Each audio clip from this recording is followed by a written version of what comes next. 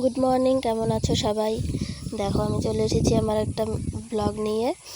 রোজকার মতো আজকেও চলে এসেছি সকালবেলা দোকান থেকে সয়াবিন আনতে গিয়েছিলাম, সেটাই নিয়ে এসেছি। এসে এই যে উঠোনটা ঝাড় দিচ্ছি। এখন আমাদের উঠোনটা অনেকটা বড়, অনেকটা সময় লাগে ঝাড় দিতে, তো সেটাই আমি দিয়ে দিচ্ছি।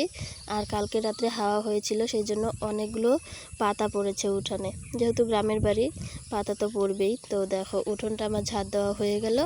উঠোন ঝাড় দেওয়া শেষ। এখন আমি মুরগিকে দেব খাবার। মুরগির বাচ্চাগুলো কান্না করছে। নতুন বাচ্চা নিয়ে বেরিয়েছে, তো ওই দেখো একদম ছোট্ট বাচ্চাগুলো, তো ওরাই কান্না করছিল খাওয়ার জন্য। তো ওদেরকে ওই যে খাবারটা দিয়ে দিলাম, ওরা এখন খাচ্ছে। খেয়ে দিয়ে আবার যাবে, বাড়িতে থাকবেই না, একটু পরেই চলে যাবে।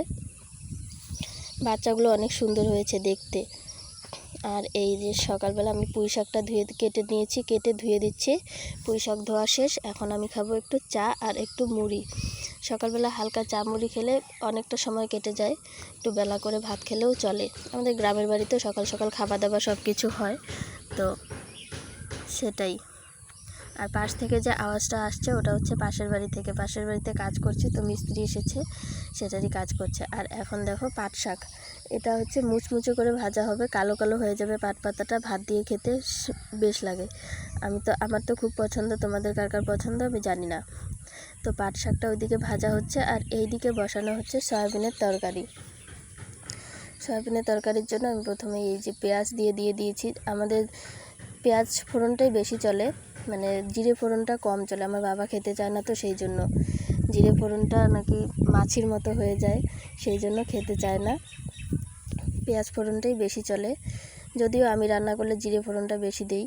তো এই যে দেখো পেঁয়াজটা লাল লাল হয়ে গেছে, আলুটা দিচ্ছি ভাজা হয়ে যাবে। আর আমি ফেসবুকে কাজটা বেশি করতাম।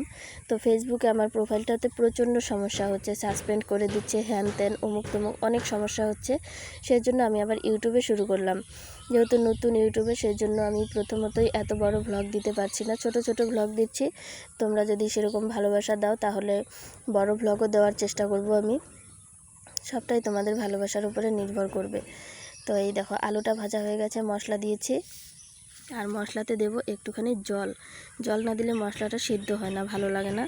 মশলাটা সিদ্ধ হবে। আর দেখো এখানে সয়াবিনটাও দিয়ে দিয়েছি আমি। এখন আরও ভালো করে কষানোটা হবে, কষানো হওয়ার পর জল দিলে ভালো হবে।